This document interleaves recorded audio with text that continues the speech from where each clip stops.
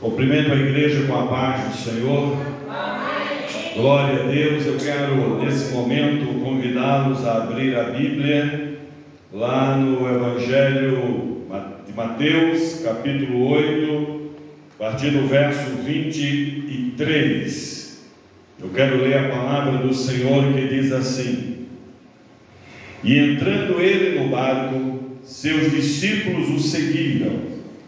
E eis que no mar se levantou uma tempestade tão grande, que o barco era coberto pelas ondas.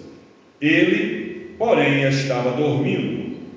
E os seus discípulos, aproximando-se, o despertaram, dizendo: Senhor, salva-nos que perecemos. E ele disse-lhes: Por que temeis, homens de pequena fé? Então, levantando-se, repreendeu os ventos e o mar, e seguiu-se uma grande bonança. E aqueles homens se maravilharam, dizendo: Que homem é este, que até os ventos e o mar lhe obedecem? Glória a Deus. Oremos. Senhor nosso Deus e eterno Pai, toda honra e glória seja dada ao teu santo nome. Estamos aqui, Senhor, mais um dia, mais uma vez, para anunciar a tua palavra, pregar a tua palavra, e queremos pedir que nesse momento o Espírito Santo ele venha cooperar conosco, Senhor. Fale com cada pessoa que está nos ouvindo nessa hora. Visita cada uma os seus corações, pois cada uma, Senhor, precisa ouvir uma palavra, precisa de uma resposta, de um consolo, e só o Senhor tem para nos dar. Esconda-me por trás da cruz de Cristo, e seja o Senhor exaltado na minha vida e na vida desta igreja, em nome de Jesus. Amém. Glória a Deus. Meus amados irmãos, a palavra do Senhor que nós acabamos de ler fala sobre uma grande tempestade que se levantou ali no mar da Galileia, justamente no dia e na hora em que Jesus estava dentro do barco, dormindo. Aleluia! Esse texto, ele nos mostra, meus amados, uma coisa muito importante. É que a presença de Jesus na minha vida e na sua vida não impede que as tempestades aconteçam, mas impede que uma tragédia aconteça. Amém? Amém. Os discípulos estavam dentro do barco com Jesus.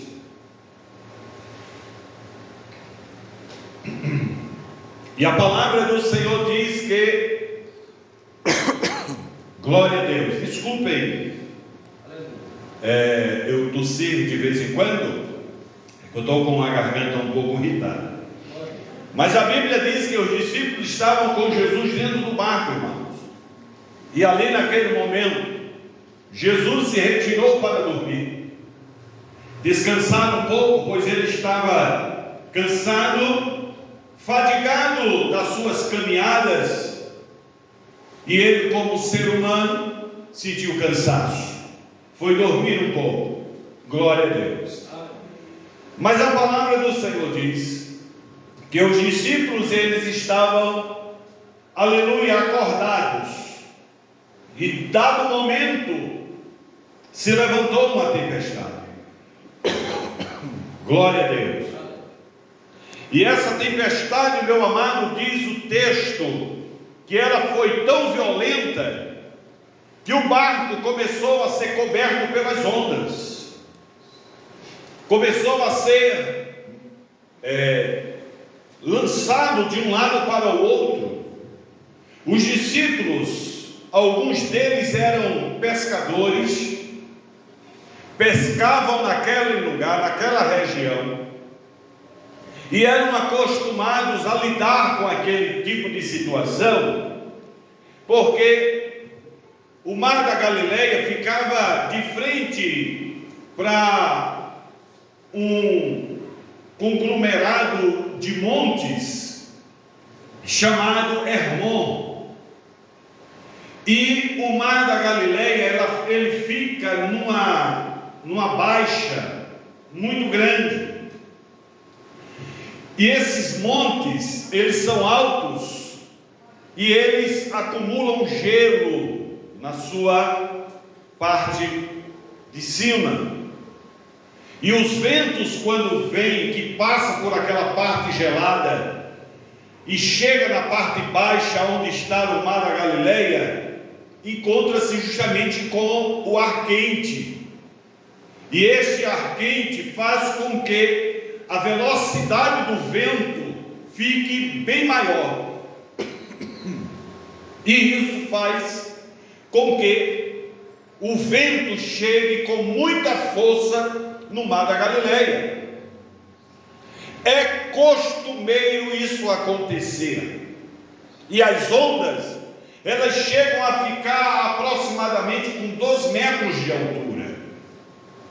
Naquela época, os barcos não eram esses navios ou iates que nós temos hoje, eram barcos a remo, que comportavam no mínimo até 30 pessoas. E a Bíblia diz, amados, que aquele barco começou a ser açoitado pelas ondas, começou a ser jogado pelas ondas. E a Bíblia diz que os discípulos começaram a tentar tirar a água de dentro daquele barco, porque alguns conheciam a manobra, e quanto mais eles colocavam água para fora, mais a água entrava no barco por conta das ondas. As marolas, elas começaram a ficar violentas demais. Elas começaram a jogar o barco com muita violência. E aquilo fez com que os discípulos ficassem perturbados e nervosos. Por quê? Porque eles conheciam a manobra que deveriam fazer para contornar aquela situação, que em outras situações eles contornaram. Não com Jesus no barco, mas quando eles pescavam, antes de Jesus chamá-los para ser discípulos, eles tinham uma vida comum deles, de pescadores. E a Bíblia diz, amados, que aquilo perturbou demais os discípulos, a ponto que eles ficaram pensando que iam morrer, que o barco ia afundar, que não tinha mais jeito, que tudo estava perdido. E aí alguém tem a ideia de chamar Jesus. Vamos acordar o mestre, porque se o barco afundar, pelo menos afogado ele não morre. E aí a Bíblia diz que eles foram e chamaram Jesus. Glória a Deus. E quando eles foram acordar Jesus, irmão, Jesus olhou para eles e disse: por que temeis, homens de pequena fé? Por que temeis? E os discípulos ficaram sem entender aquilo que Jesus estava dizendo com eles. Por que temeis? E a palavra do Senhor diz, amados, que naquele momento Jesus se levanta, se dirige a uma determinada região do barco ali, eu não sei se era polpa, proa, porque eu não entendo essa linguagem marítima, mas Jesus se dirigiu a uma região do barco e, estendendo a mão, ordenou que o vento se aquietasse e que o mar se aquietasse. E a Bíblia diz, amados, que imediatamente o mar se acalmou, a tempestade cessou e seguiu-se uma grande paz naquele lugar. Glória a Deus. Meus amados, eu sei que tem pessoas que estão me ouvindo agora, que estão passando por uma situação dessa. Estava tudo bem, estava tudo maravilhosamente bem, até que de repente a tempestade bateu na sua porta. Estava tudo indo maravilhosamente em paz, as coisas dando certo, não é?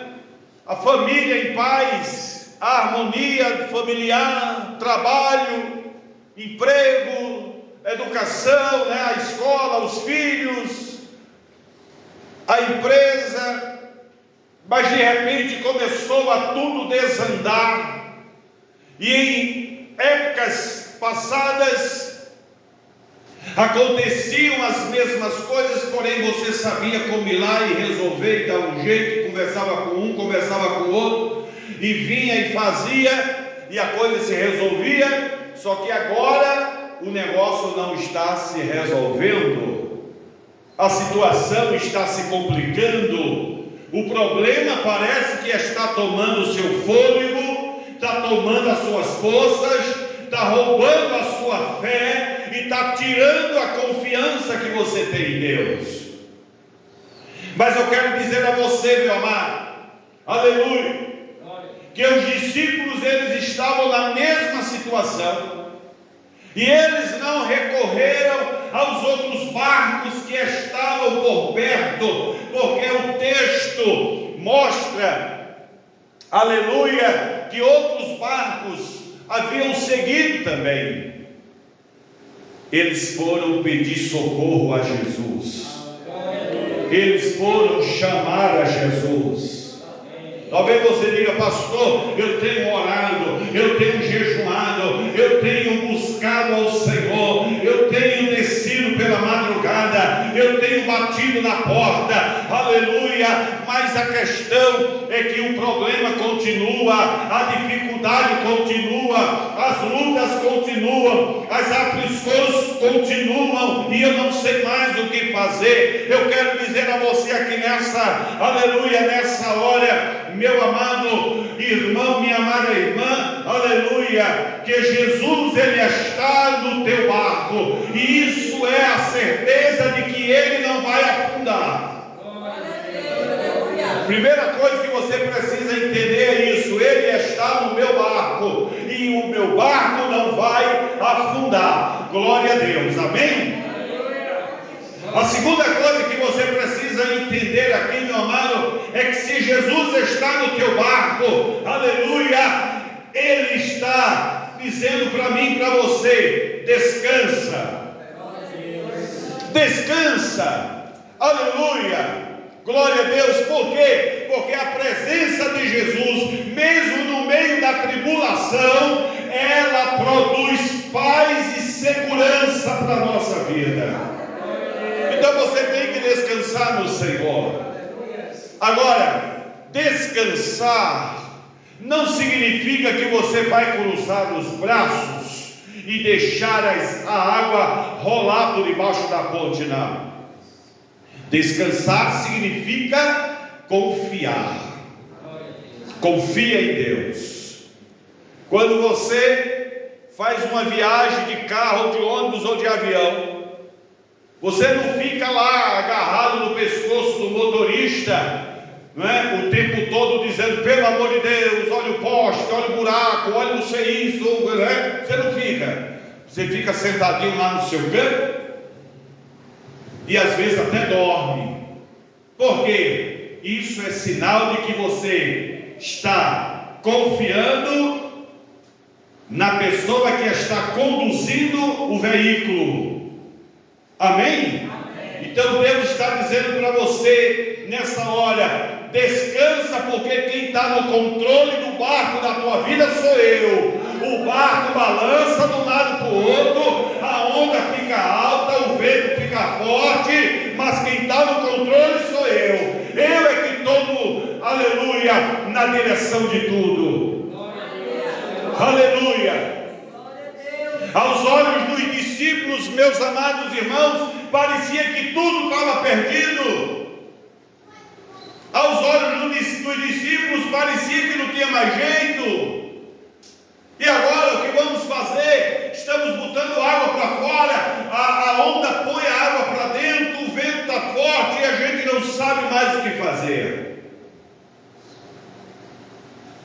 Quando se tem medo, perde-se o raciocínio e a noção de se tomar qualquer atitude correta. O medo rouba de nós a segurança, a certeza, e começamos a pensar em coisas ruins, porque aquilo que estamos vendo e aquilo que estamos vendo é o que está nos causando medo. Por isso que Jesus, quando levantou-se, a primeira expressão que ele disse foi: porque tiveram medo? Por que temeis? Por que vocês estão com medo? O medo tira de você o equilíbrio emocional e você não sabe mais o que fazer. Você fica entregue à situação. Mas Jesus nessa hora, glória a Deus, Ele está dizendo para mim e para você: não tenha medo. Por maior que seja as ondas e o vento, por mais forte que esteja soprando, não tenha medo, confie, porque eu estou no seu barco. Aleluia, glória a Deus. Pastor, eu já fiz de tudo, pastor, eu não sei mais o que fazer. Jesus está dizendo nessa hora para você: confia. Aleluia. A palavra do Senhor mostra que aonde Jesus está, meu irmão, aleluia, aonde Jesus está, a paz reina aonde Ele se encontra. Aleluia. Talvez o que você esteja precisando nessa hora não seja de ter o problema resolvido, mas sim de ter paz em meio ao problema que você está passando. Porque existem situações, irmãos, que são para serem resolvidas logo, mas tem situações que elas demoram para ser resolvidas. E Deus quer que você tenha paz em meio à tribulação, Ele quer que você tenha paz em meio à dificuldade, Ele quer que você tenha paz em meio ao desprezo, Ele quer que você tenha paz em meio à enfermidade, Ele quer que você tenha paz em meio às calamidades que estejam acontecendo com você na sua vida. Ele quer que você tenha paz, que você, aleluia, tenha a certeza de que Ele não vai deixar você perecer, e essa luta não é para você, aleluia, perder, mas é para você aprender. Porque tudo que nós passamos na permissão de Deus é para crescimento espiritual na nossa vida. Amém? E todo crescimento nos leva ao quê? A um nível mais alto. Todo crescimento nos leva para mais perto de Deus. E toda aprovação na nossa vida é aperfeiçoamento do Senhor, meu irmão. Aleluia. É no ministério, é na igreja, é em casa, é no trabalho. Não importa aonde você está passando a luta, o problema, a dificuldade, não importa o que seja, Deus está dizendo: descansa. Aleluia. Os discípulos ficaram perturbados porque eles não sabiam o que fazer, mas nessa hora eu digo: você tem o Espírito Santo que te conduz, que te ensina e que te dirige. Então você sabe o que fazer, porque o Espírito Santo ele te orienta. Agora, muitas vezes, o medo faz com que você não ouça a voz do Espírito Santo. Muitas vezes o medo faz com que você não creia na ação do Espírito Santo, porque nós temos uma tendência muito falha de só crer naquilo que a gente está vendo. Eu não estou vendo nada acontecer, então Deus não está trabalhando, irmão. Deus trabalha no silêncio. Ei, Ele não vai botar um carro de som na rua para dizer o que Ele vai fazer com você, não. Ele quer que você creia. Se creres, verás a glória de Deus. Amém? Deixa Deus agir. O medo é sinal de incredulidade, irmãos. Quando eu tenho medo, é porque eu não estou crendo que Ele está agindo ou que Ele vai agir. Eu tenho que descansar no Senhor. Amém. Aleluia. E eu preciso aprender com isso. Eu preciso entender isso na minha vida, porque assim como é costumeiro acontecer as tempestades no mar da Galileia, também é costumeiro acontecer conosco lutas e provações. O Senhor Jesus disse: no mundo tereis, mas tenha bom ânimo, porque eu venci. Ei, Ele está dizendo: eu venci. Isso significa que você também vai vencer. Amém? Ele disse na sua palavra: o choro pode durar uma noite, mas a alegria vem no amanhecer. Amém, amados? Então aguarde. Talvez a noite esteja demorando um pouco, talvez a noite esteja se alongando um pouco, talvez a noite esteja demorando um pouco, mas o Senhor está dizendo: logo, logo o sol vai raiar, logo, logo o dia vai amanhecer, e o que você está passando hoje vai ser apenas lembranças, vai ser recordações. Amém? E você vai dar cultos de ação de graças ao Senhor, vai convidar os amigos, vizinhos, vai convidar as pessoas da igreja, aleluia, e vai se alegrar com eles, e vai dizer: eu passei uma grande tempestade, mas hoje eu estou de posse da minha vitória, porque o meu Senhor me garantiu isso. Aleluia, irmãos. Então nós temos que ter essa certeza. A presença de Jesus ali, desculpem, a presença de Jesus ali, meus amados, não significava que aquela tempestade não poderia acontecer. Não, Ele está ensinando para mim e para você: eu estou com você, a minha presença está com você, eu ando com você. Quando você está dormindo, eu estou ali do seu lado, eu estou, aleluia, todos os dias da sua vida com você. Mas eu quero dizer que isso não impede que as situações aconteçam, porque quando elas acontecem, é eu te ensinando, é eu te fazendo crescer, é eu te amadurecendo na fé, para que eu possa te usar na minha obra. Amém? Então isso tudo, meus amados, Jesus nos ensina nessa palavra do capítulo 8 de Mateus, a partir do verso 23 ao 27. Ele nos ensina isso.